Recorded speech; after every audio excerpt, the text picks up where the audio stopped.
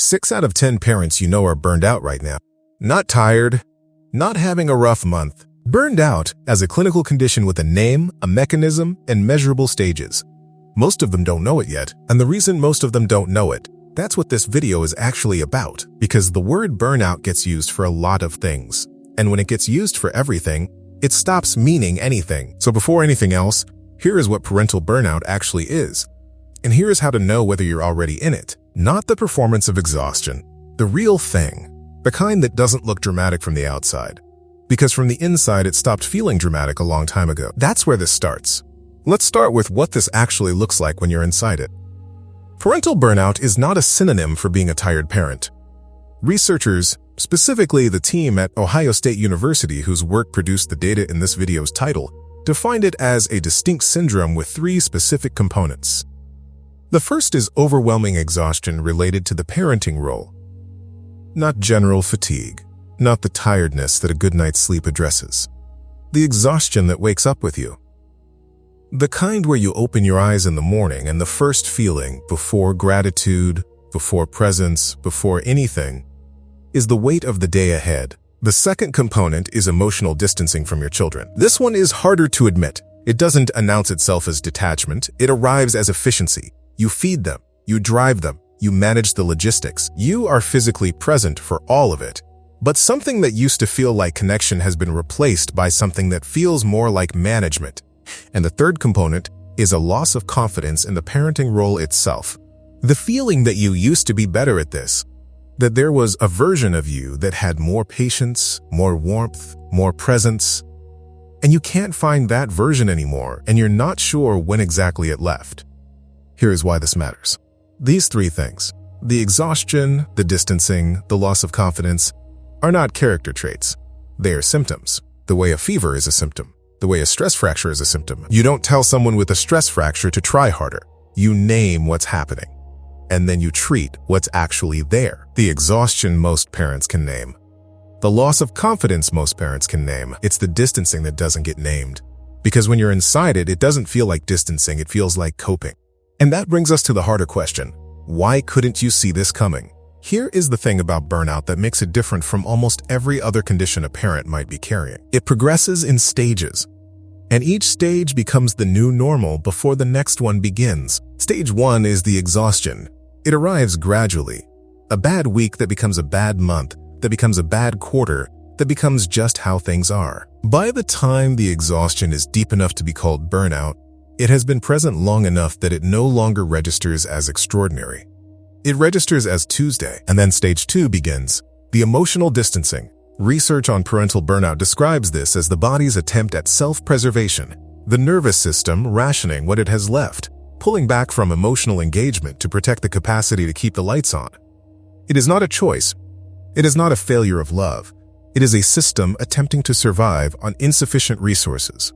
But here is what makes it invisible from the inside.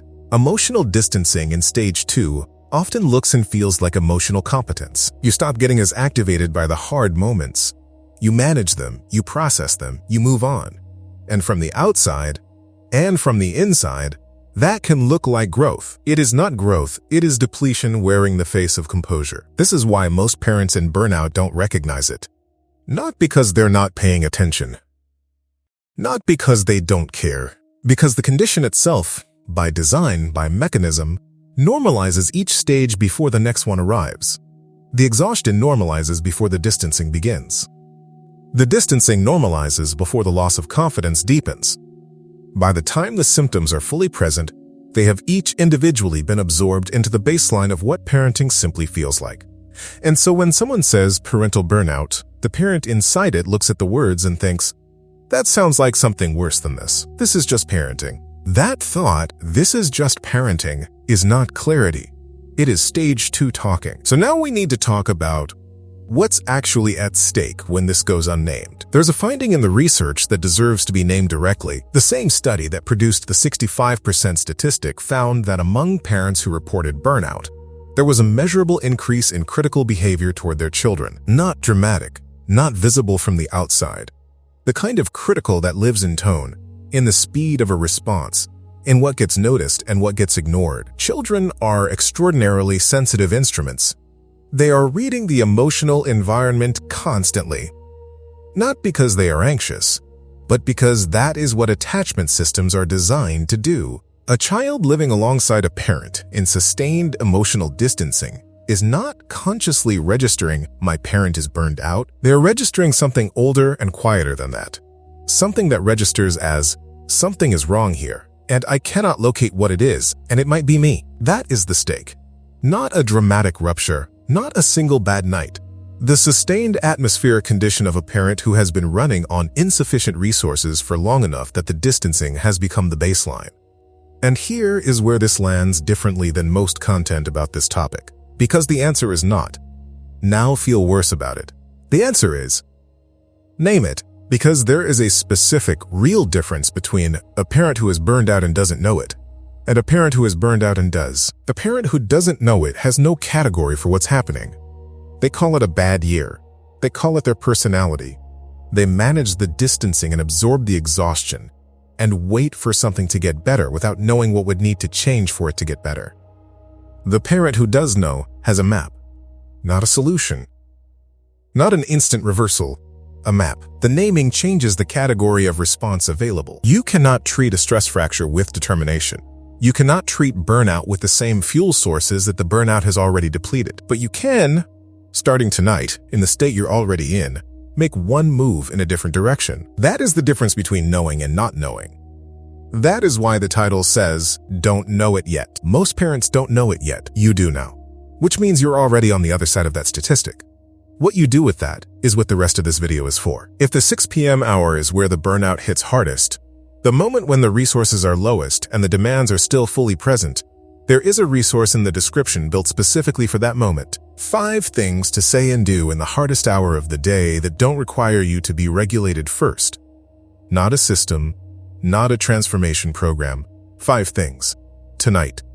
The link is in the description and pinned in the comments. So let's talk about what you can actually do with this information tonight. Here is the objection that is probably present right now. I've known something was wrong for months, maybe years, and knowing it hasn't changed it. So what does naming it as burnout actually do? It's the right objection. It deserves a real answer. Naming it doesn't restore the resources. It doesn't reverse the stages. It doesn't make tomorrow's 6 p.m. easier by itself. What it does is this. It moves what you're carrying from the category of personal failure into the category of a condition with a mechanism. And those two categories require entirely different responses. When something is a personal failure, the available responses are try harder, be better, want it more, all of which require resources, all of which you are out of, which is why the trying harder has not worked, which is not evidence of weakness. It is evidence that you've been applying a willpower solution to a resource problem. A resource problem has a different kind of first move, not restoration, not yet, not recovery, not tonight. The first move is this. One moment of reduction, not self-care as a concept. Not an evening to yourself, which may not be available. Not a conversation you'd need energy to have. One moment, tonight, where something that costs you doesn't have to. This looks different for every parent. For some, it's the 6 p.m. meal that stops being produced from scratch tonight because the energy that meal costs is energy the child would rather have, not as food, as presence.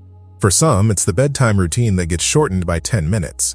Not because the child needs less, but because a parent who has 10 more minutes of capacity is a different parent than one who doesn't. For some, it's the moment of losing it, and instead of the spiral after, just sitting down, not fixing it, not repairing it tonight, just not adding another hour of self-indictment to a system that is already depleted. The research on parental burnout is clear that the recovery pathway runs through reduction of demands and increase of resources in that order. Increase of resources without reduction of demands is water into a bucket with a hole in it. So the first move is always, where does one demand come down tonight? Not all of them. Not forever. 1. Tonight. That is not a parenting failure. That is a parent who now knows what category they're in, making the first move that category actually calls for. If you want the specific words and moves for the hardest hour, the link in the description and the pinned comment have exactly that. Built for the moment when there's nothing left. What's the one thing you've been calling just parenting that you're wondering, reading this, might be something more? Here is what you came in carrying. A weight that has been present long enough to stop feeling like a weight and start feeling like the floor. The exhaustion that became the baseline. The distancing that felt like coping. The loss of something you can't name because you've been too tired to look for the name. You are not weak for being here. You are not uniquely broken. You are one of 6 in 10. And you are now the one of those 6 who has a name for it. That is not a small thing. It is, in fact, the first thing, because the parent who knows they're burned out can make a different move than the parent who doesn't. Not a bigger move, not a perfect move, a different one. One that corresponds to what's actually happening, instead of one that asks the depleted system to produce what it cannot currently produce. Your nervous system is not a moral system. The exhaustion is not evidence of how much you care. The distancing is not evidence of how much you don't. Both of them are evidence of a system that has been running without adequate resources for longer than it should have had to. That system can change. Not tonight. Not all of it. But the direction can change tonight. And the direction starts with the name. You have the name now. Not perfect. Not healed. But no longer operating blind. That is enough to start. That is, in fact, exactly where starting begins.